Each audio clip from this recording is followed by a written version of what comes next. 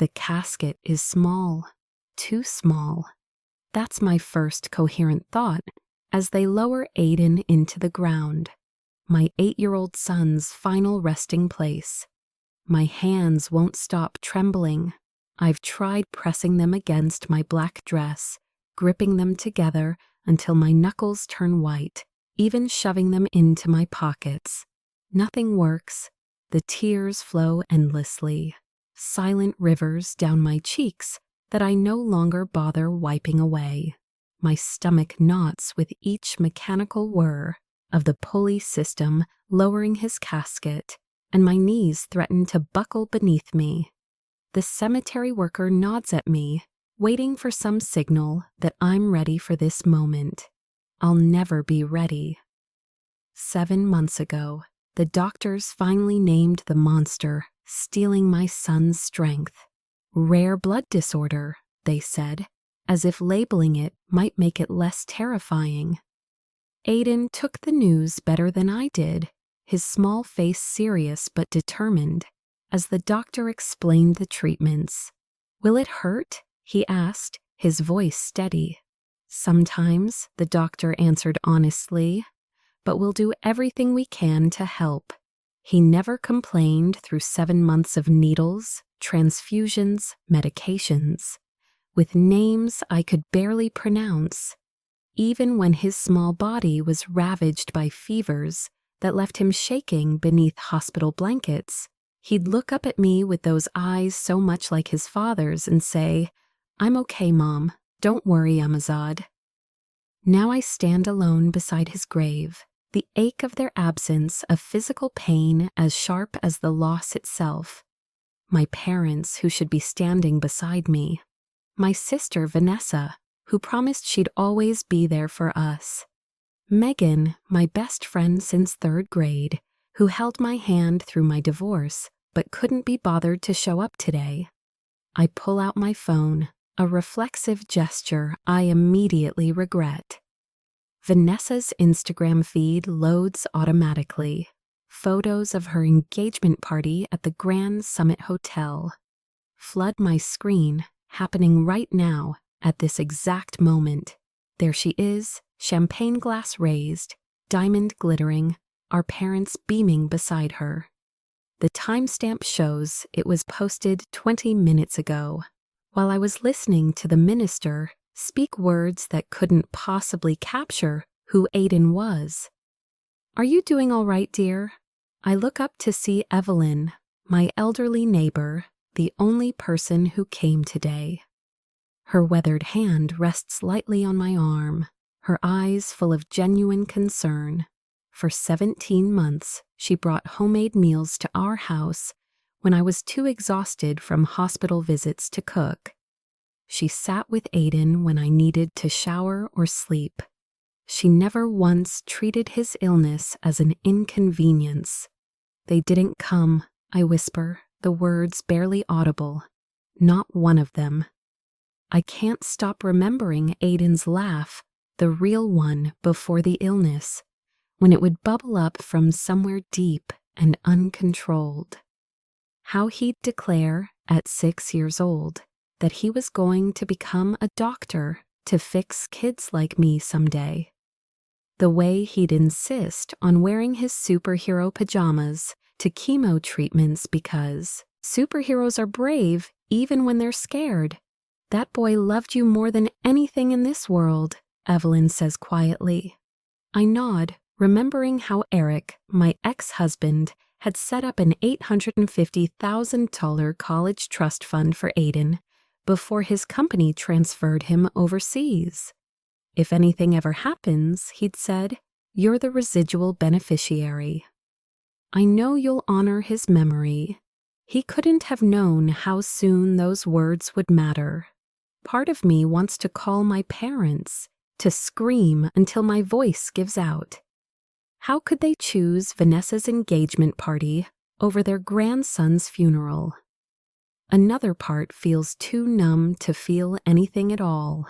I've spent 17 months fighting for my son's life, sleeping in hospital chairs, memorizing medical terminology, advocating when doctors dismiss symptoms. Now there's nothing left to fight for. My phone buzzes with a text message.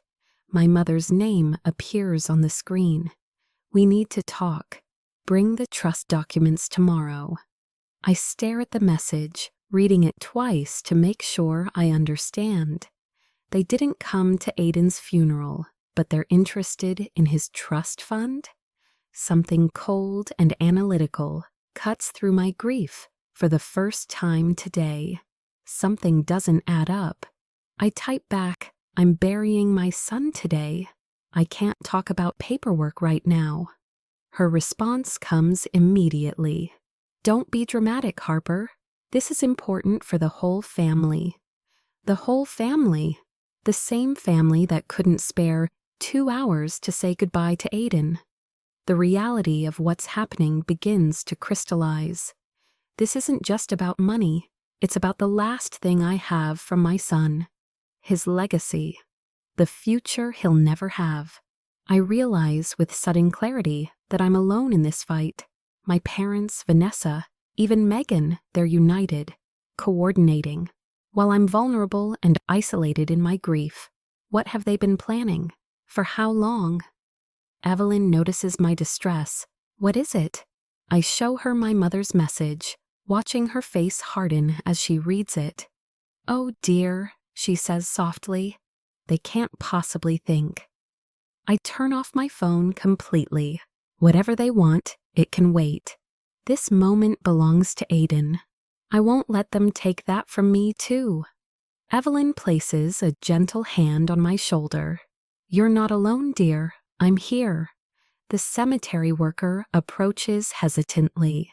I'm sorry, but we need to finish the service. I look at Aiden's casket, suspended above the open earth. Am I supposed to walk away now? Leave him here alone? My body feels frozen, unable to take that first step away. Evelyn steps forward. Give her a moment, please. She's saying goodbye to her boy. The worker nods and steps back, respecting the boundary Evelyn has created. I reach into my pocket and pull out Aiden's favorite action figure, the one he insisted on keeping with him through every hospital stay. I kneel beside the grave and place it gently on top of his casket. I'll protect what's yours, I promise, I whisper. As I stand, something shifts inside me. Through the fog of grief, a small spark ignites. I don't know what tomorrow will bring, but I know one thing with absolute certainty. They will not take my son's legacy without a fight. The morning after the funeral dawns gray and drizzly, matching my mood as I drive to my parents' colonial-style home in Maplewood Estates. I grip the steering wheel too tightly, my knuckles whitening with each mile closer to their house. My throat constricts at the thought of seeing them after yesterday, after they chose Vanessa's engagement party over their own grandson's funeral. I park behind a familiar silver BMW, Megan's car. Of course she's here too. The front door opens before I reach it. My father stands in the entryway, his face a practiced mask of paternal concern that doesn't reach his eyes. Harper, come in. We've been waiting. The living room feels like a boardroom. Vanessa sits primly on the cream sofa, legs crossed at the ankle, her blonde hair swept into a perfect chignon. Megan perches beside her, studying her manicure with sudden fascination when I enter. My mother stands by the mantel, one hand resting on a framed family photo where we're all smiling. A performance for the camera. No one mentions Aiden. No one says they're sorry. My father doesn't waste time. He walks to the mahogany coffee table where a folder lies open, papers arranged in neat stacks. We need to reallocate the trust with Vanessa as trustee. He announces, sliding a document toward me. Sign here and here. I don't reach for the pen. What are you talking about? Vanessa uncrosses her legs and leans forward. Harper, you're in no condition to manage this kind of money. We're trying to help. My mother steps closer, her voice honeyed with false sympathy. You've always been impulsive with finances. Remember that boutique you wanted to open after college? Thank goodness your father talked you out of it. I glance at Megan, hoping for some flicker of the friendship we once shared. She meets my eyes briefly before looking away, her silence confirming her allegiance. We've already spoken with Eric's lawyer, my father says, tapping the papers. Given your mental state, he agrees this is the prudent course. The words hit like physical blows. I pick up one of the documents, recognizing legal language about mental competency evaluations. Another page catches my eye. Research on trust law dated 13 months ago, when Aiden was first hospitalized. You've been planning this since Aiden got sick. I whisper, the realization burning through me. While I was sitting beside his hospital bed, you were researching how to take his money if he died. Vanessa sighs dramatically. You're exaggerating again. That's exactly why we're concerned. My father pulls out another document, sliding it across the table. If you refuse to sign, we're prepared to petition for guardianship. The court will understand that grief has compromised your judgment. The full scope of their betrayal crystallizes. They dismissed Aiden's illness for 7 months, calling me overprotective when I insisted something was seriously wrong. Now I understand why. They were positioning themselves all along, waiting for the worst to happen. My world shifts, reality reconstructing itself around this terrible truth. Memory after memory realigns in this new light. My mother, 9 months ago. It's probably just anemia, Harper. You always make mountains out of molehills. My father, when Aiden needed specialized treatment. These doctors are taking advantage of your anxiety. He just needs vitamins. Vanessa, declining to visit him in the hospital. Hospitals are depressing. Besides, he's just going to get better anyway. I see a blueprint peeking out from beneath the trust documents. I pull it free. Renovation plans for Vanessa's new house, a $200,000 kitchen remodel, a home theater, a pool with a waterfall. You never even visited him in the hospital, I say, my voice steadying with the clarity of anger. Not once in 7 months. Vanessa tosses her head, impatient. We all grieve differently, Harper. Some of us just handle it better. The casual cruelty of her words stuns me. For the first time, I see my family clearly, not as the loving support system I've desperately tried to believe in, but as people who view Aiden and me as props in their perfect family image, useful only when convenient.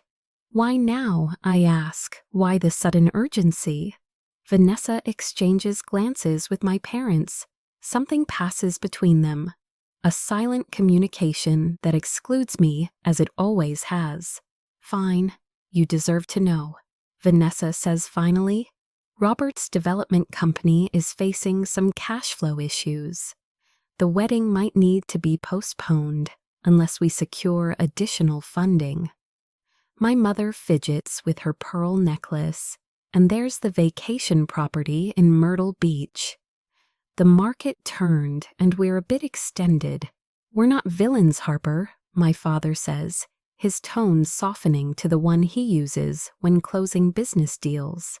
We're family facing difficult circumstances. Megan finally speaks, her voice small. My divorce will be final next month. Vanessa promised me a position at Robert's company. I need this, Harper. I have the twins to think about. I see them now, not cartoon villains, but frightened people willing to sacrifice me to maintain their lifestyles, their status, their comfort. If you don't sign, We'll have to take more drastic measures, my father warns, his kindly mask slipping. My mother reaches for my hand. After everything we've done for you and Aiden all these years. I almost laugh. What exactly have they done? Sent birthday cards with $20 bills? Called once a month to ask superficial questions about our lives? Don't make this harder than it needs to be, my father says, voice hardening. You're not thinking clearly. Vanessa checks her watch. We need this resolved within 60 days before Robert's next project financing deadline. The desperation in their eyes tells me everything. They need Aiden's money, my money now, to solve their problems. I stand, gather the documents, and place them back in the folder. I need time to think, I say, heading for the door. Harper. My father's voice carries the sharp edge I remember from childhood arguments. Don't walk away from this table. I close the front door behind me with quiet finality. In my car, I press my forehead against the steering wheel, overwhelmed by what just happened. My phone buzzes with a text from Evelyn. How did it go? I'm here if you need to talk. Before I can respond, another call comes through. Eric's parents. I answer with shaking hands. Harper, dear. Martha's voice is warm with genuine concern. We just heard about the funeral. We're so sorry we couldn't be there. We were in Europe and just got the news. We loved that boy so much, George adds, his voice breaking.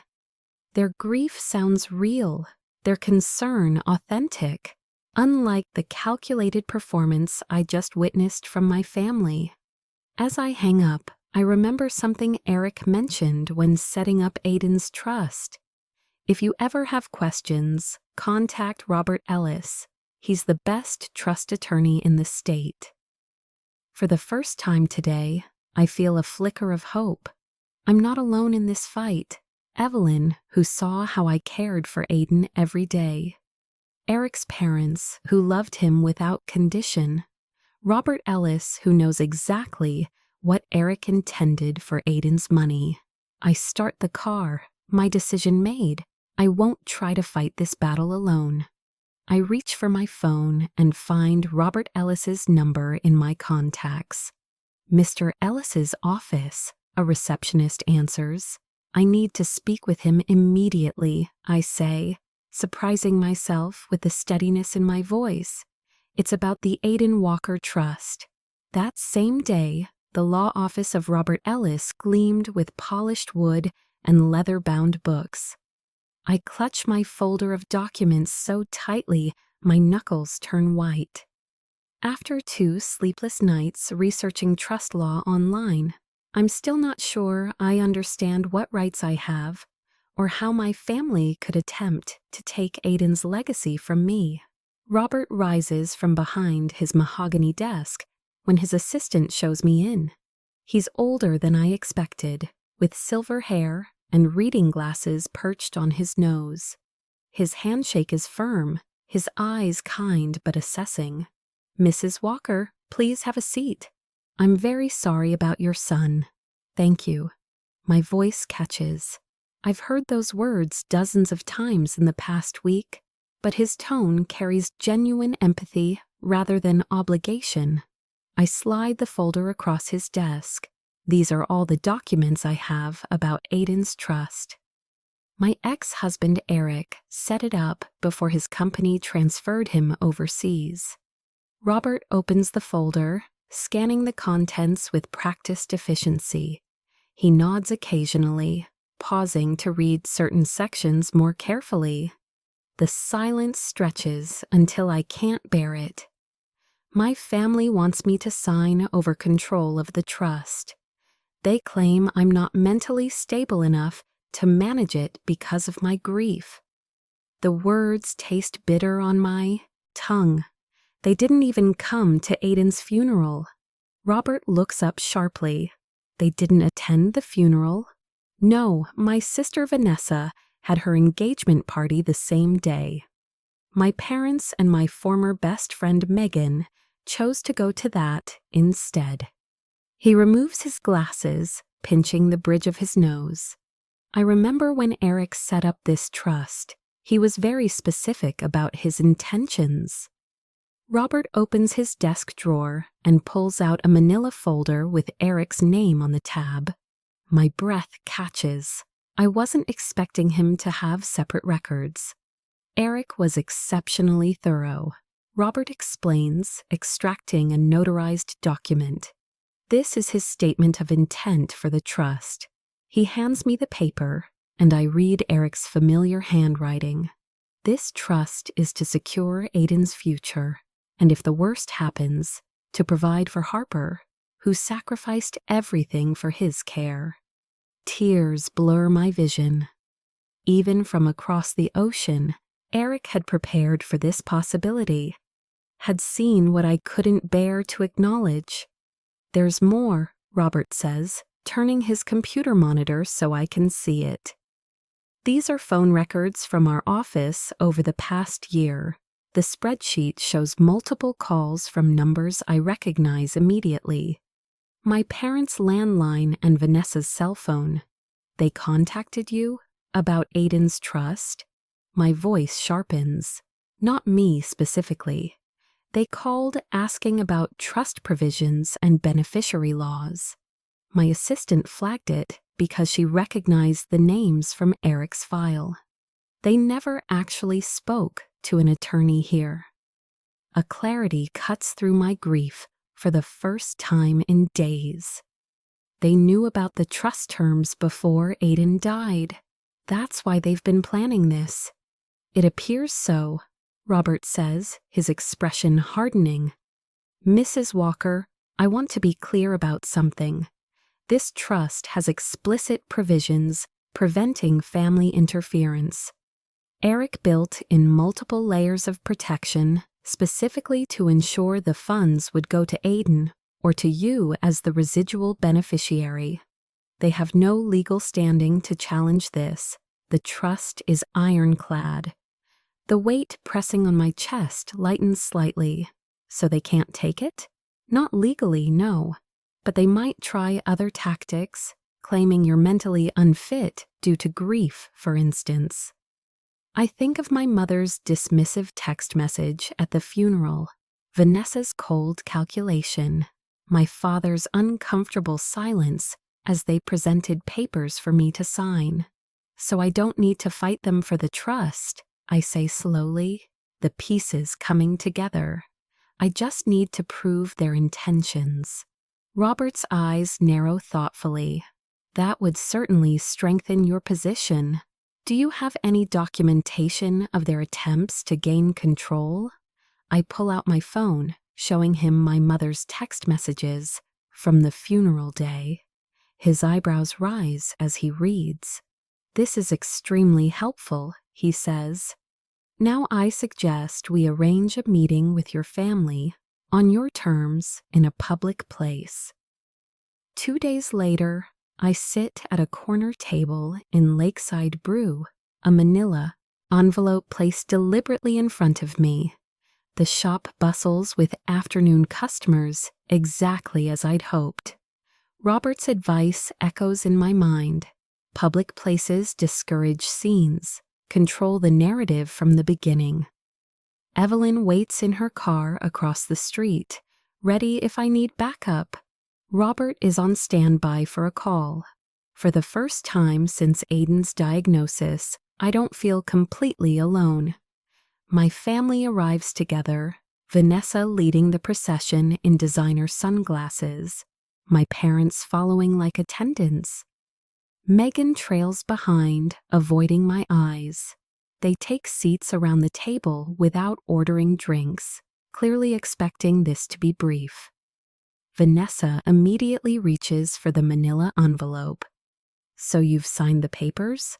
I knew you'd be reasonable. No, I place my hand firmly on the envelope.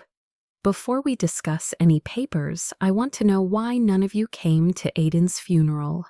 My mother sighs dramatically. Harper, we've been through this. Vanessa's engagement was planned months ago.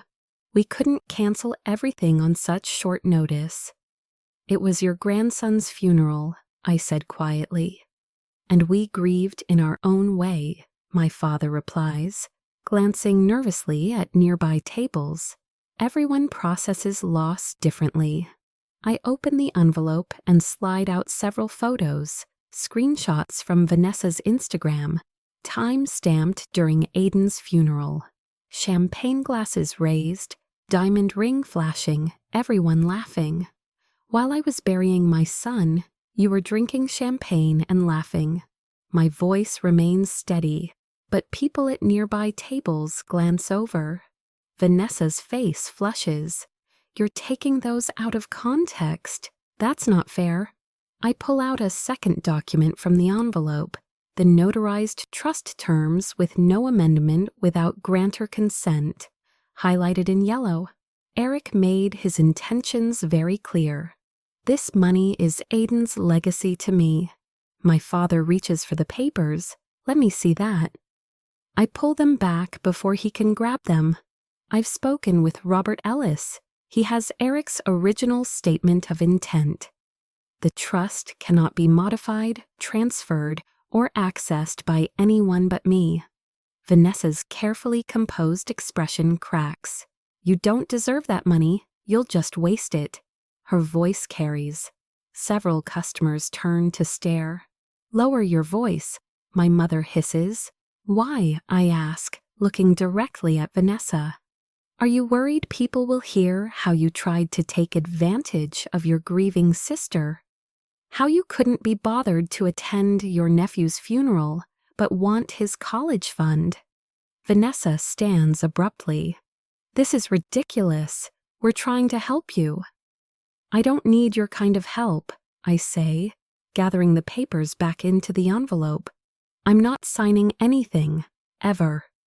My father leans forward, voice low and threatening. You're making a mistake, Harper.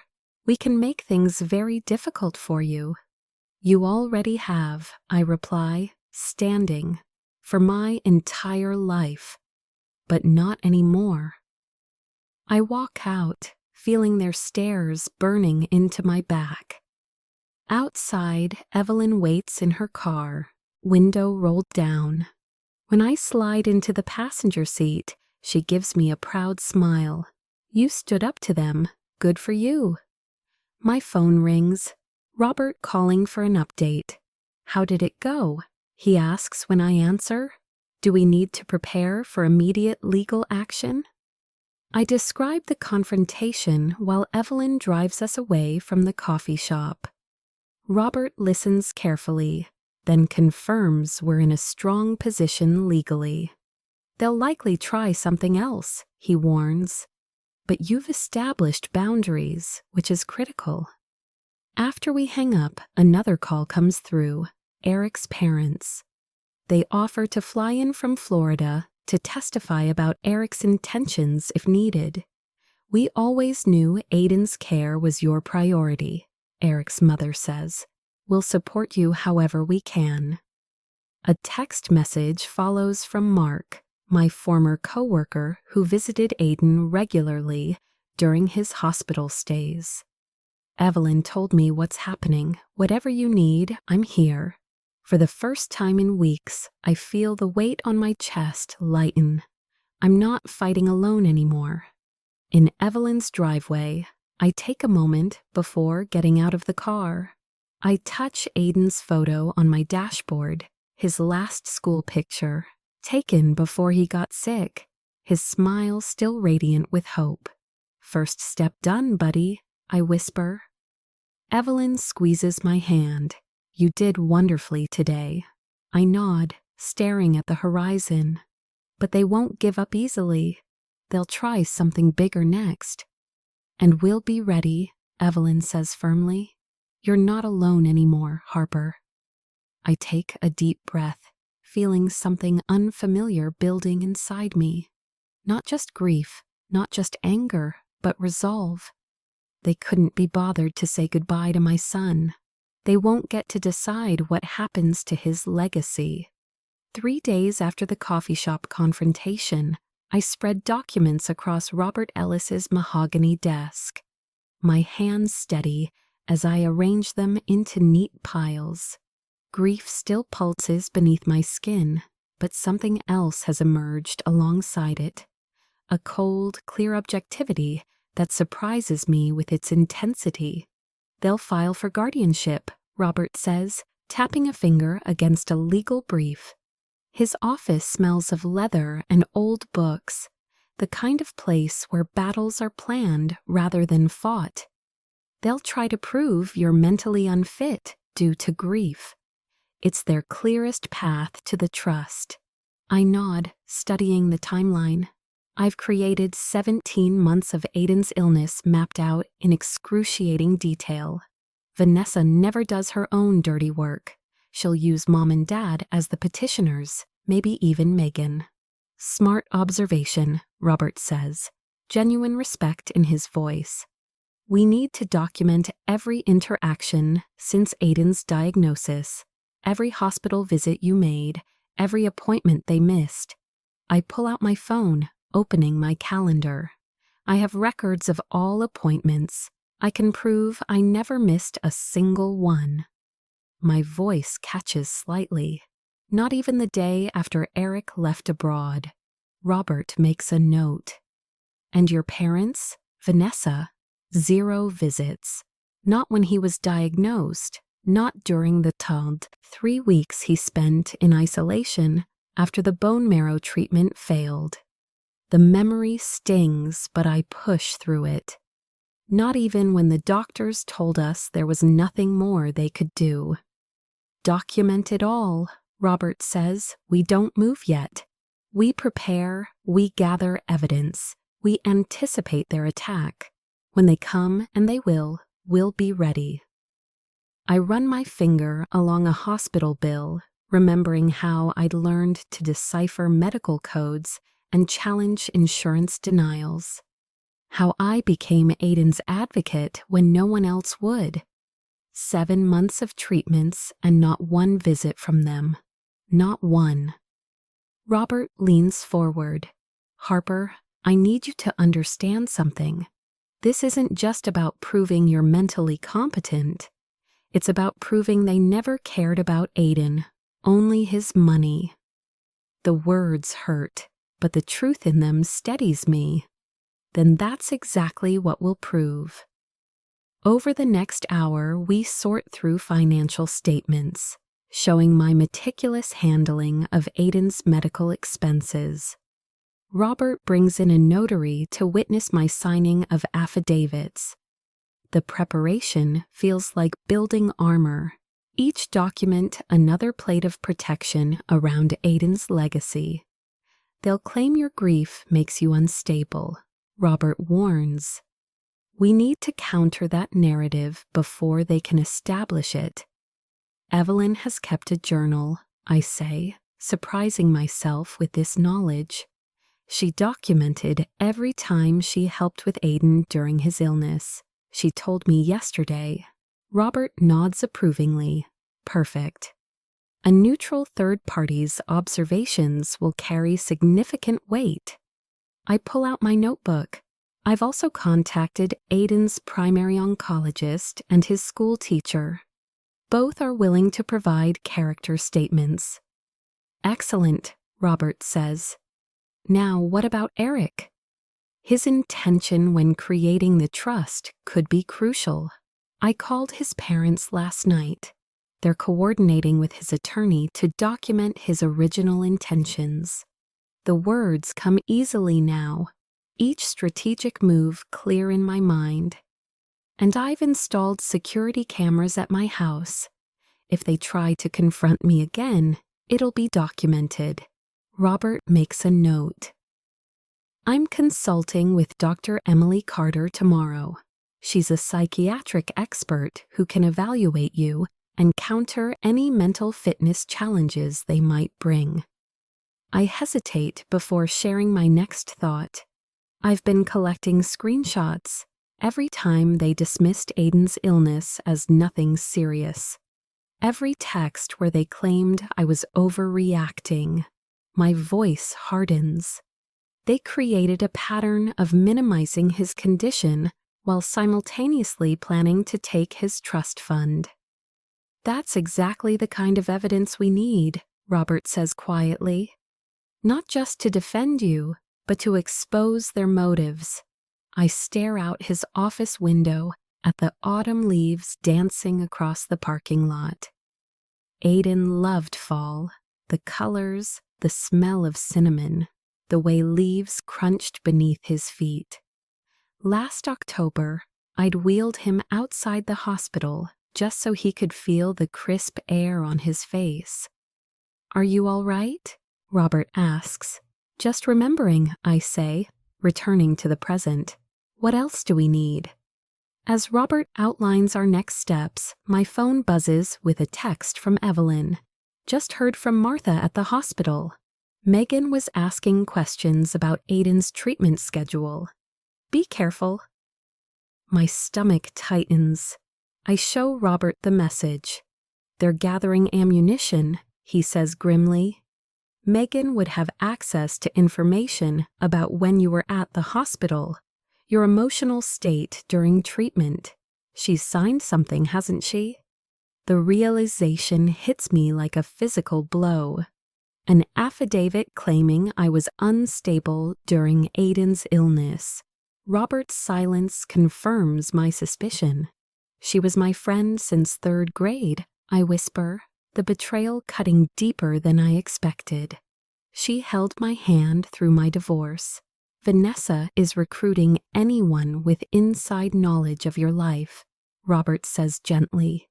It raises the threat level considerably. I remember now Megan's increasingly infrequent visits as Aiden's condition worsened.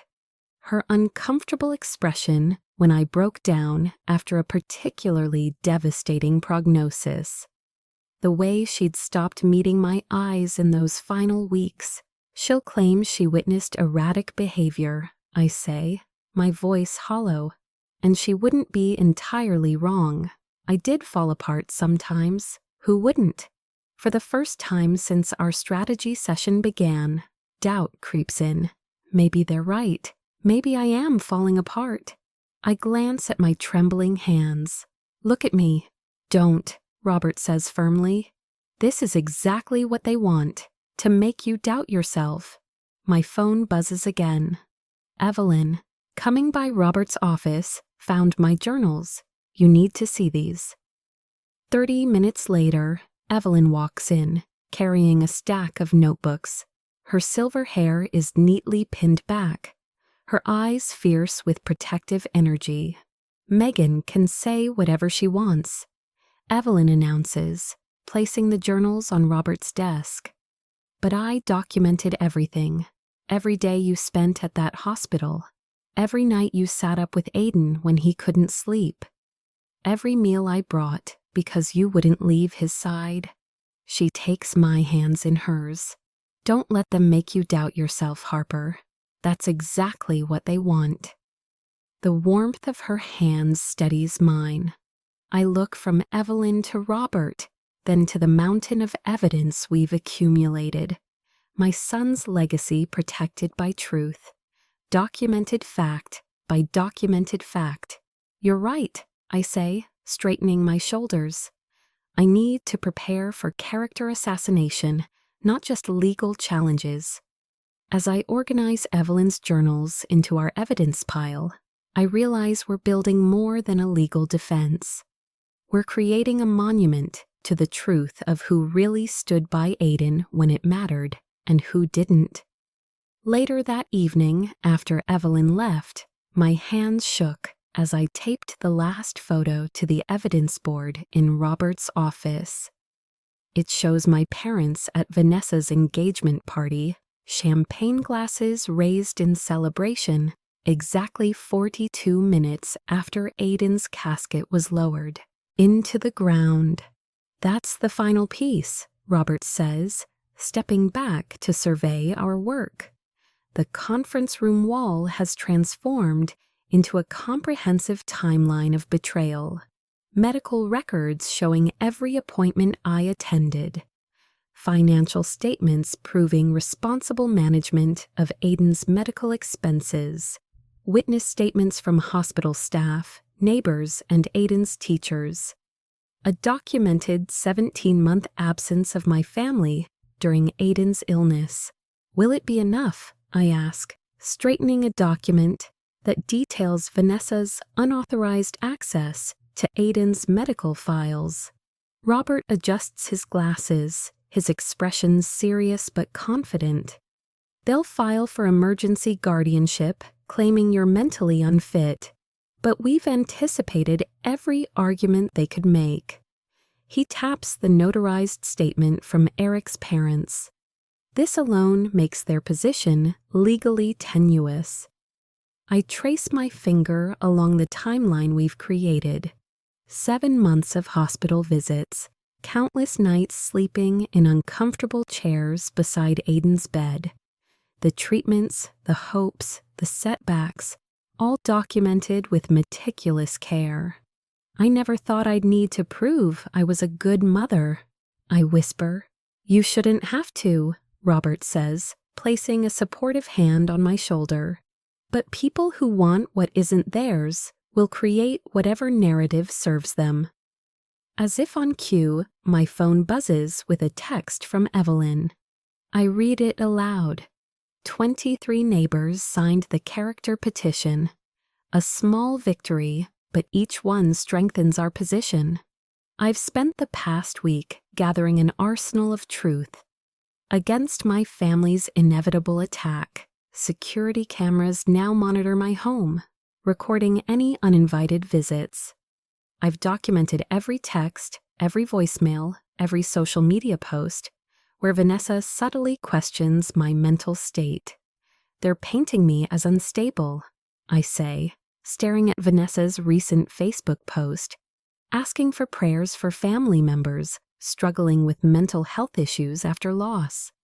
The comments section overflows with sympathetic responses, none mentioning that she didn't attend her nephew's funeral. Robert nods grimly. Classic strategy. They can't win on legal grounds, so they're trying to win in the court of public opinion first. The phone on his desk rings. Robert answers, his expression darkening as he listens. I see. Thank you for letting us know. He hangs up and turns to me. That was my contact at General Hospital. Someone requested Aiden's complete medical records yesterday. My stomach drops. Who? Vanessa used an old emergency contact form to gain access. The room seems to tilt slightly. They'll twist everything, I say, my voice rising. They'll find the one time I questioned a medication dosage or got emotional with a nurse and use it to make me look incompetent. They're getting desperate, Robert says. This confidentiality breach shows how far they're willing to go. I grip the edge of the table to steady myself. What else are they doing that we don't know about? Robert opens his laptop. Let's find out. He types quickly, then turns the screen toward me. They've been calling your former colleagues at the marketing firm. A LinkedIn message from my old supervisor appears. Harper, your sister called, asking about your emotional stability during your employment. What's going on? Call me. They're building a case against me on every front, I say, the anger finally breaking through my grief. They're trying to erase everything I did for Aiden. Robert closes the laptop. We need to add a defamation counterclaim to our strategy. This goes beyond the trust now. They're attacking your reputation. I think of Aiden's brave face during treatments, how he never complained, even on his worst days. If my 8-year-old could face down death with courage, I can face down my family with the same resolve. Let them try, I say, my voice steadier than it's been in weeks. We have something they don't. What's that? Robert asks. The truth, I answer, turning back to our evidence board. Every moment I spent with Aiden, every decision I made for him, every sacrifice, it's all here. They can't erase that. Robert nods approvingly. I'll update our legal response package to include their recent actions. By night, we've refined our strategy, accounting for Vanessa's escalating tactics. Robert confirms our legal response is complete.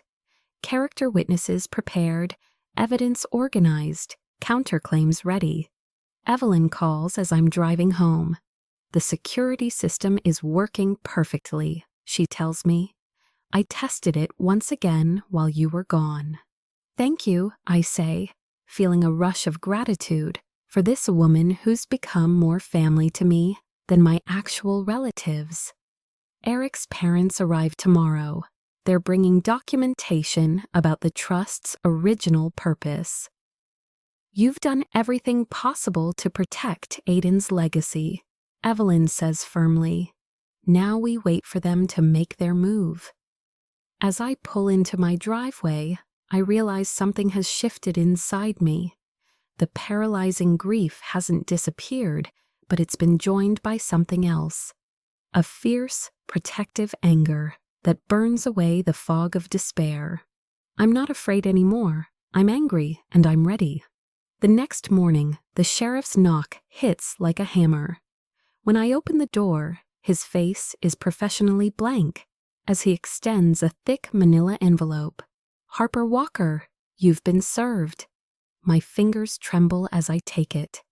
The weight feels wrong, too heavy for mere paper, too light for the destruction it contains.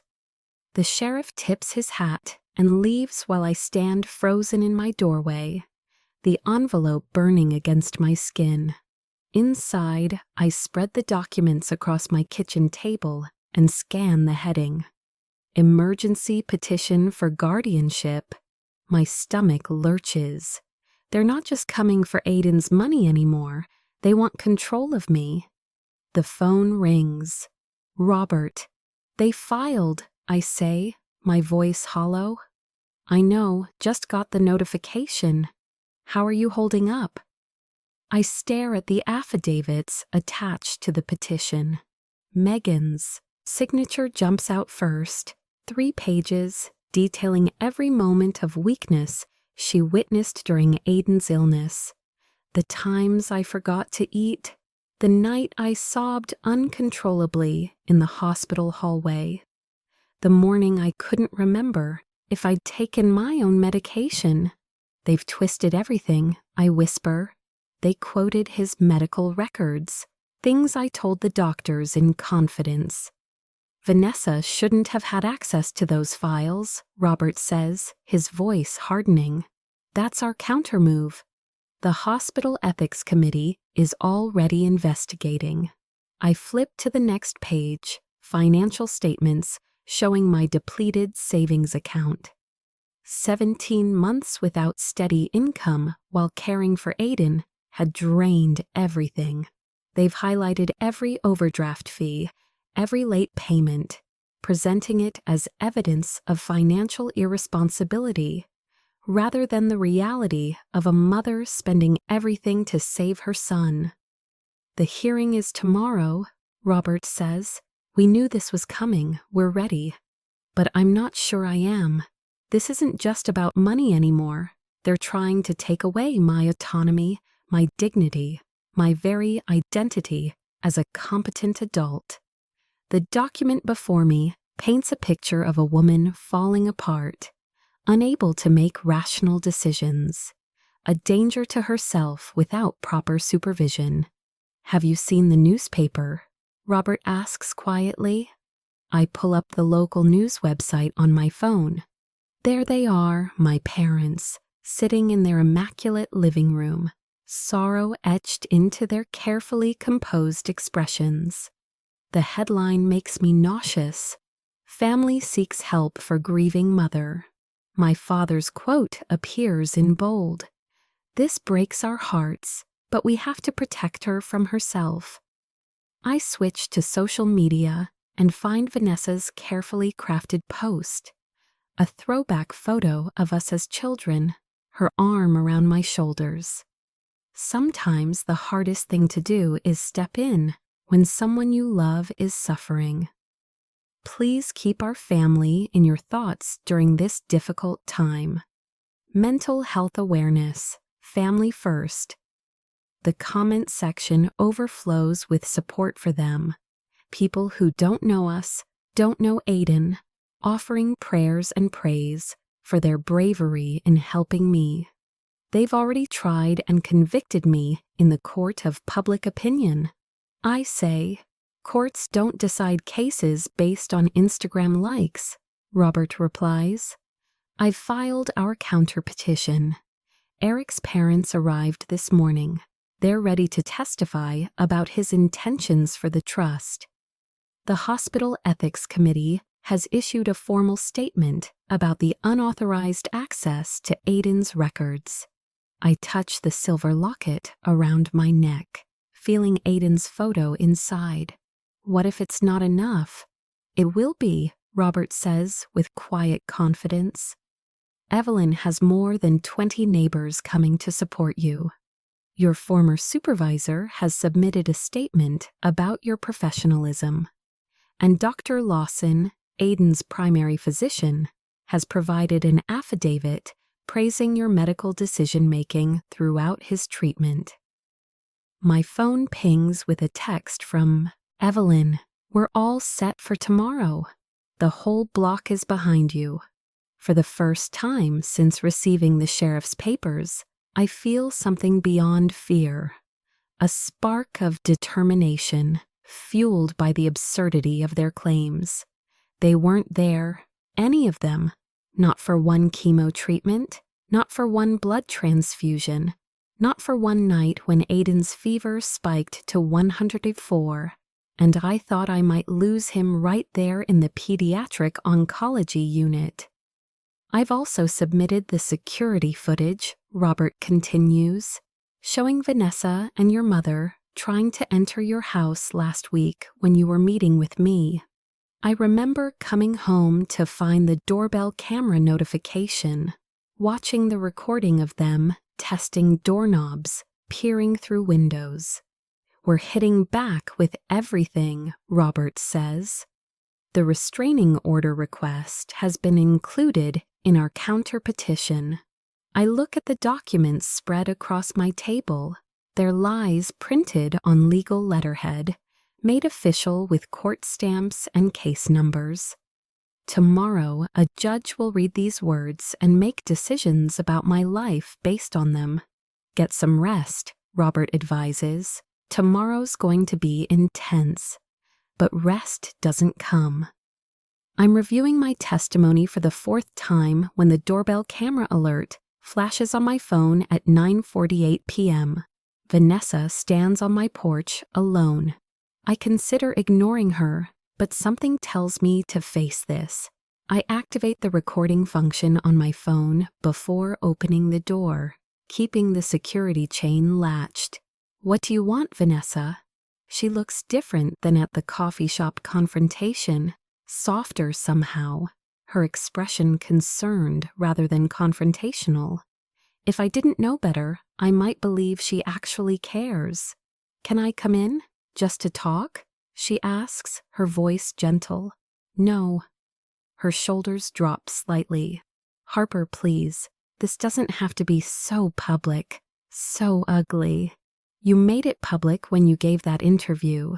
You made it ugly when you accessed Aiden's private medical records. Vanessa glances toward the security camera, clearly aware she's being recorded. I'm offering you one last chance to avoid public embarrassment. Drop your opposition to the guardianship petition. Sign over control of the trust to me as administrator. We'll withdraw the petition, and no one ever has. To know about your episodes, the word hangs between us like poison. Episodes. The night you called Megan at 3 a.m., hysterical about Aiden's breathing. The time the hospital nearly called child services because you couldn't remember when he'd last taken his medication. Her voice remains sympathetic, but her eyes are cold. will destroy your reputation completely. Everyone will know how unstable you are. I feel a strange calm settling over me. I think you should leave now, Vanessa. Her mask slips then, just for a moment. But it's enough. Rage flashes across her features before she composes herself. You think you deserve that money? You were always the burden, the problem child, the disappointment. She leans closer to the door. We carried you your entire life. Now it's time you did something for this family. I close the door without another word, my hands steady for the first time today. I immediately call Robert, forwarding him the recording. Perfect, he says after listening. Her mask finally slipped. This is exactly what we needed. It's past midnight when Evelyn arrives with an overnight bag.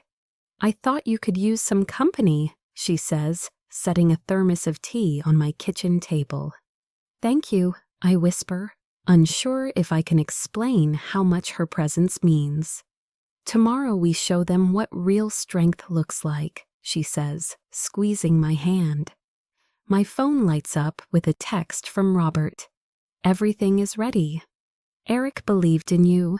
So do we. I can't sleep, so I sit in Aiden's room instead, holding his favorite stuffed dinosaur. The glow-in-the-dark stars we stuck to his ceiling still shine faintly. I take out my locket and open it to see his smiling face. Tomorrow is for you, buddy, I whisper to his photo. For your legacy. For the first time since the sheriff knocked on my door, I feel something beyond fear or determination. I feel ready. The next morning, I enter the courtroom with my head high, flanked by Robert, Evelyn, and Eric's parents. The polished wood and solemn atmosphere remind me of a church, a temple where truth should matter more than performance. Vanessa, my parents, and Megan sit on the opposite side, their faces arranged in expressions of practiced concern. My stomach knots as I take my seat. It's been 48 hours since the sheriff served me, with papers claiming I'm mentally unfit to manage my own affairs, let alone my son's legacy. Robert squeezes my arm gently as we settle at the defendant's table.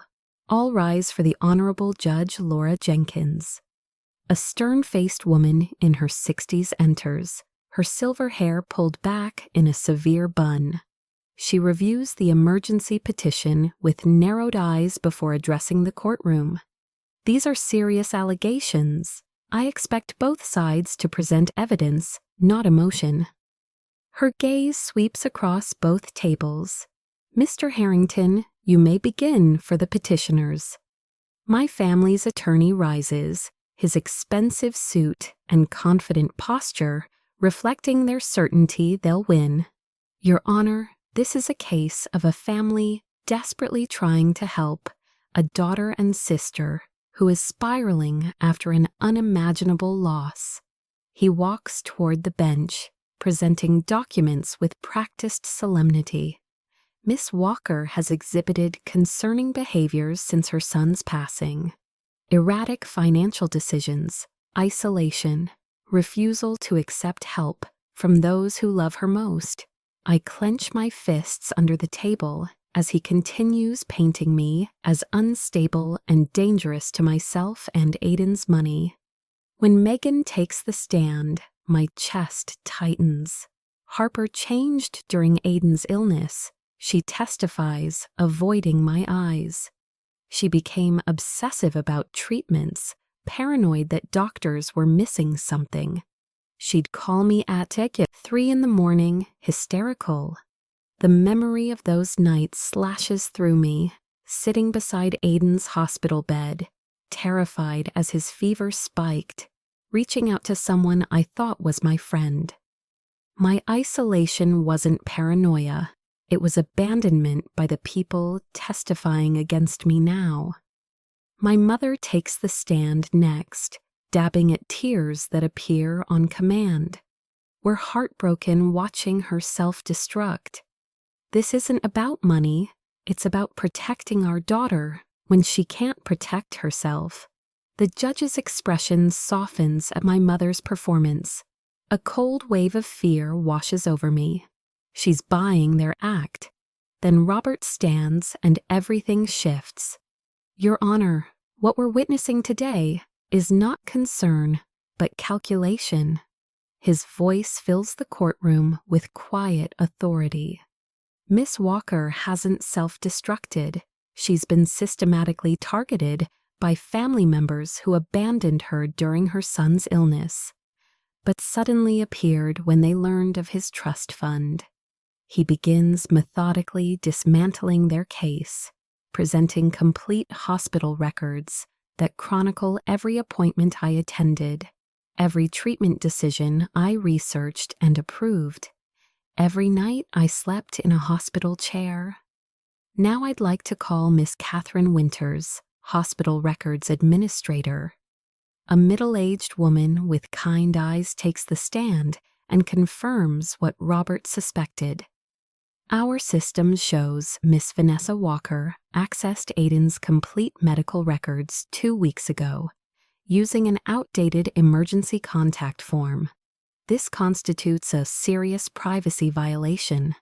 Vanessa shifts uncomfortably in her seat as whispers ripple through the courtroom. Evelyn testifies next, her steady voice carrying decades of wisdom. I watched Harper care for that boy every single day.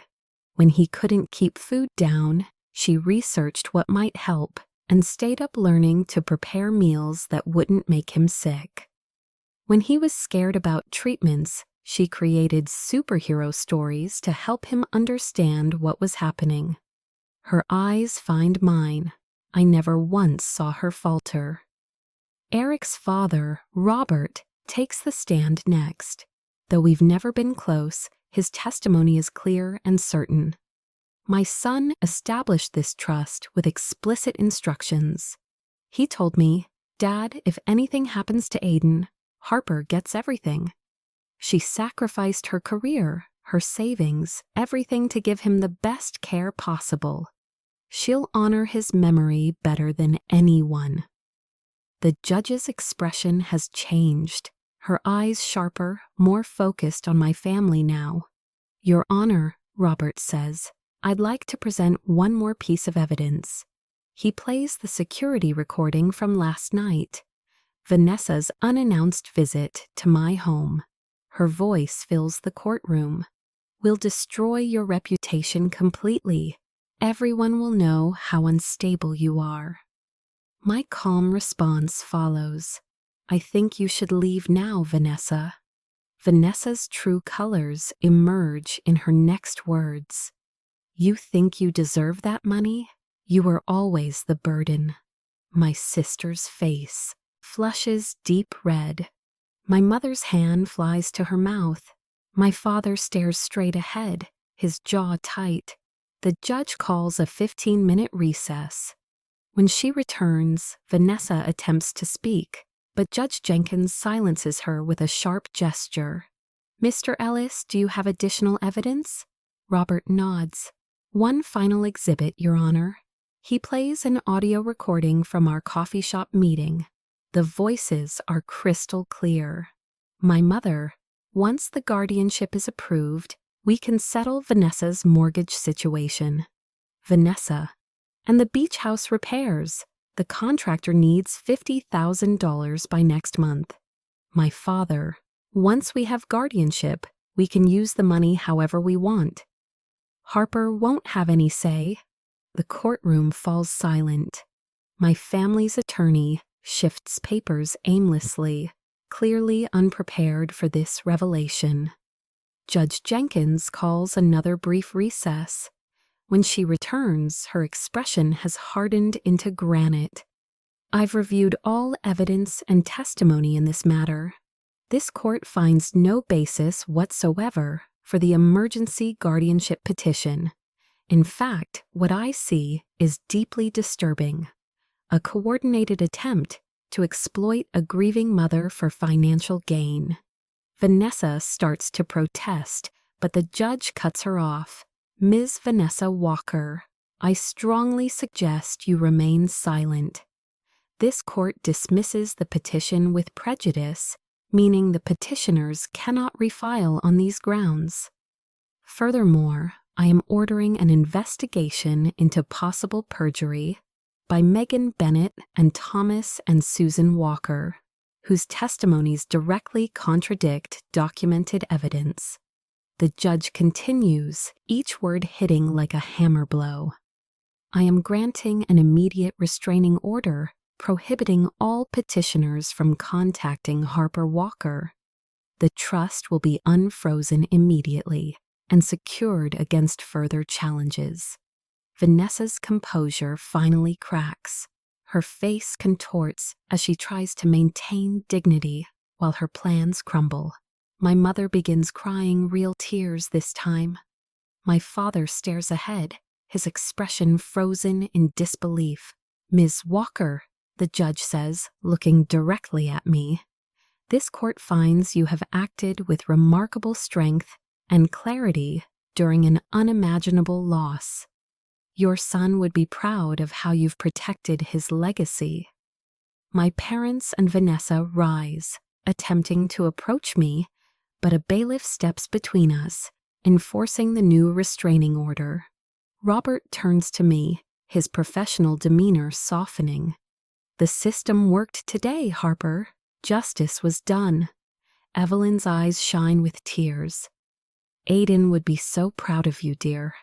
Eric's parents embrace me, his mother whispering, You've honored our grandson and our son today. As I leave the courtroom, I touch Aiden's photo in my locket. The small silver frame holds his last school picture, grinning despite having lost his hair to chemo. His eyes bright with the determination that carried him through 17 months of fighting. Reporters wait outside, microphones extended. A month ago, I would have ducked my head and hurried past. Today, I stop. Mrs. Walker, how do you feel about the court's decision? I straighten my shoulders, feeling stronger than I have since the day we received Aiden's diagnosis. Today, justice was done for my son. As cameras flash, I walk toward the future Aiden would have wanted for me. One where his memory isn't just preserved, but honored through strength he helped me discover.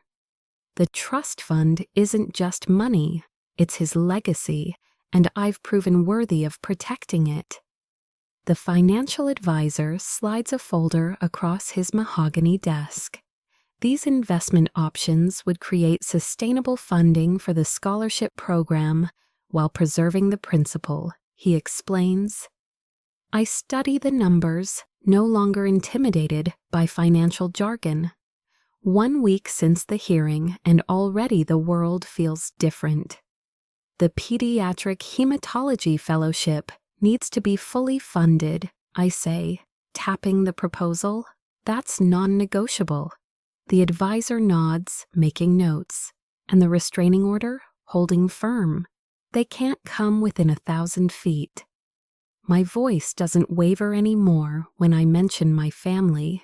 Strange how quickly family has become an administrative term rather than an emotional one. The local paper published a front-page story yesterday. Mother vindicated in trust battle. I've received dozens of supportive calls and messages. Even Vanessa's fiancé called to apologize before announcing their engagement was off. My parents face possible perjury charges, and Megan was fired after her recorded testimony circulated through her workplace. When I leave the advisor's office, Evelyn waits in her ancient Buick, window rolled down despite the autumn chill. All set? She asks. All set.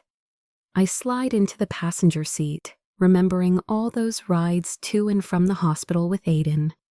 How Evelyn would bring thermoses of homemade soup when cafeteria food became unbearable. How she'd sit with him while I showered or napped, Never thought I could do this, I admit, as we drive. Stand up to them. Create something lasting. Evelyn pats my hand. I knew.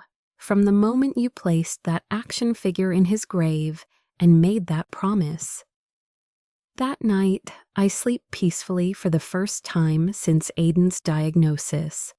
No nightmares of hospital corridors or beeping machines.